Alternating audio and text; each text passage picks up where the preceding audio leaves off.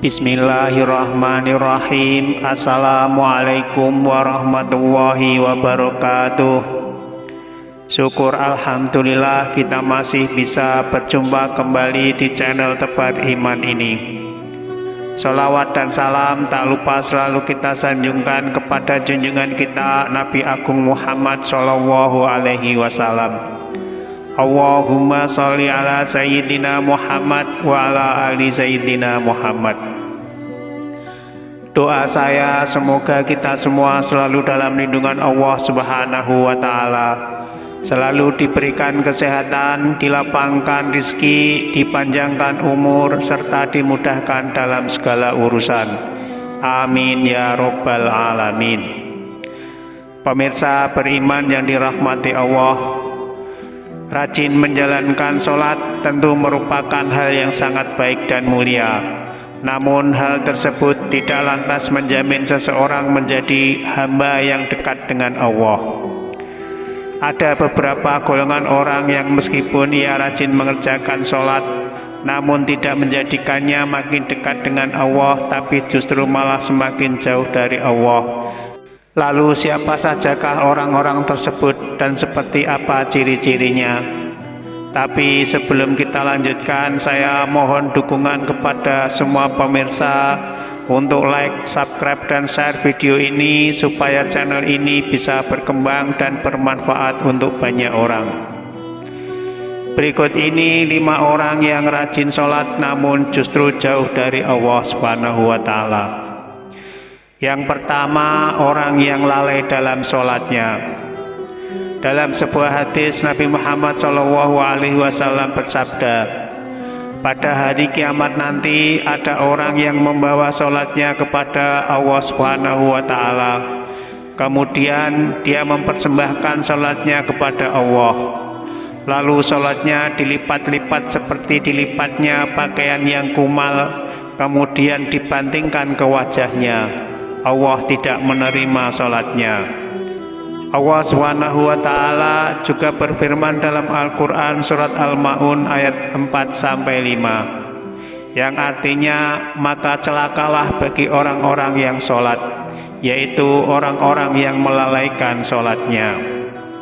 Oleh karena itu, dalam mengerjakan ibadah sholat kita tidak boleh lalai. Adapun yang dimaksud lalai adalah tidak mengetahui maksud apa yang dibaca dan apa yang dikerjakan, apalagi sampai kurang memperhatikan syarat dan rukunnya sholat, maka yang akan diperoleh hanyalah payah dan letih.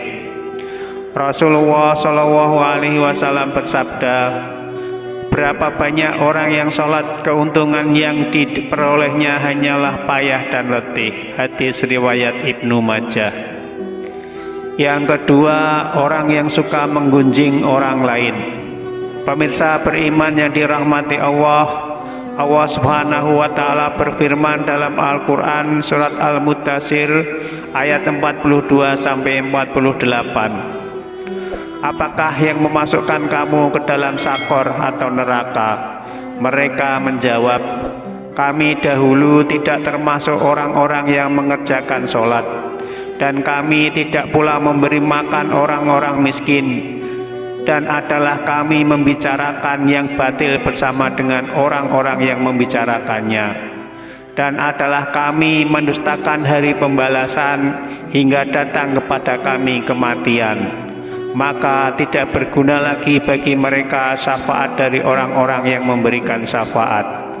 Al-Quran surah Al-Mudaththir ayat 42-48. Dalam ayat tersebut, salah satu penyebab orang yang masuk neraka adalah karena suka membicarakan keburukan orang lain.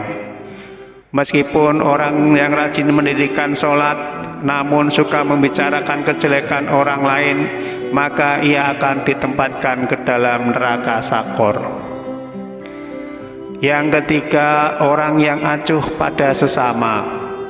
Dalam sebuah hadis Rasulullah SAW menyebutkan bahwa salah satu cara mendekatkan diri kepada Allah Subhanahu wa Ta'ala ialah bersifat dermawan dan banyak membantu orang lain, terutama kepada orang yang sedang kesulitan. Rasulullah Shallallahu Alaihi Wasallam bersabda, orang yang dermawan itu dekat dengan Allah, dekat dengan surga, dekat dengan manusia, dan jauh dari api neraka. Dan orang yang bakhil jauh dengan Allah, jauh dengan surga, dan jauh dengan manusia, dan dekat dengan api neraka. Hadis riwayat Tirmidzi. Orang dermawan insya Allah akan menemukan kenikmatan di dalam sholatnya, karena dia dijaga oleh para malaikat, diberi cahaya dalam kegelapan, dan diberi ilmu secara langsung oleh Allah Subhanahu wa Ta'ala, dan masuk ke dalam hati sanubarinya. Yang keempat, orang yang riya. Sebab pertama yang ternyata mampu menjerumuskan seorang ahli ibadah sholat tetap mendapatkan azab, bahkan menjadi penghuni neraka, adalah karena mereka riya. Hal tersebut terjadi karena semua amalnya salah dalam niatnya. Yang dilakukan bukan untuk mencari ridho Allah, melainkan karena riya atau ingin pamer dan mengharap pujian dari manusia.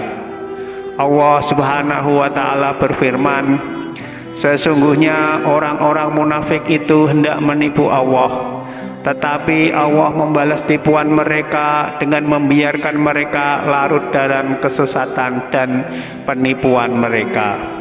Apabila berdiri untuk sholat, mereka melakukannya dengan malas dan bermaksud riya di hadapan manusia. Mereka pun tidak mengingat Allah kecuali sedikit sekali. Al-Quran Surah An-Nisa ayat 142.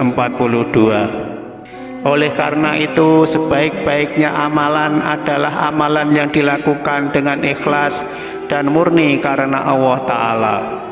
Hanya demi Allah, dan cukuplah kita berharap pada ridho dan balasannya atas apa yang telah kita lakukan. Karena Allah Subhanahu wa Ta'ala adalah seadil-adilnya pemberi balasan. Yang kelima, orang yang suka berdusta. Berdusta merupakan salah satu dosa besar dan diancam siksa pedih di akhirat kelak.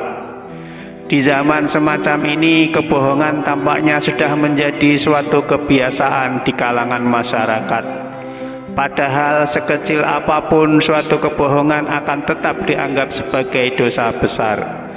Meskipun ada orang yang rajin sholat dan beribadah, namun jika lisannya suka berbohong, maka sholat dan ibadahnya akan sia-sia semata. Karena kebohongan itu akan menghapus amal ibadahnya.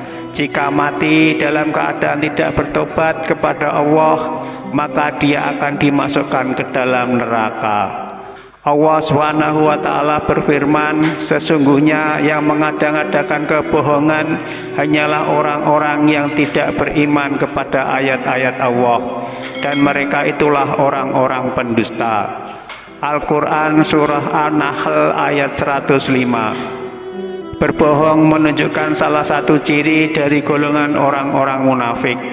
Untuk itulah mengapa kita sebagai umat Islam wajib menjauhi yang namanya tindakan dusta.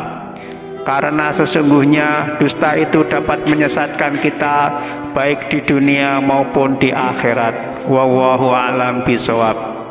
Pemirsa beriman yang dirahmati Allah, demikianlah 5 orang yang rajin mengerjakan sholat namun justru jauh dari Allah Subhanahu wa Ta'ala. Semoga kita semua termasuk golongan orang-orang yang rajin sholat dan dekat dengan Allah, sehingga kita bisa mendapatkan ridho dan menetap dalam surganya kelak. Dan semoga tayangan ini bisa bermanfaat untuk kita semua. Amin ya Rabbal Alamin. Wassalamualaikum warahmatullahi wabarakatuh.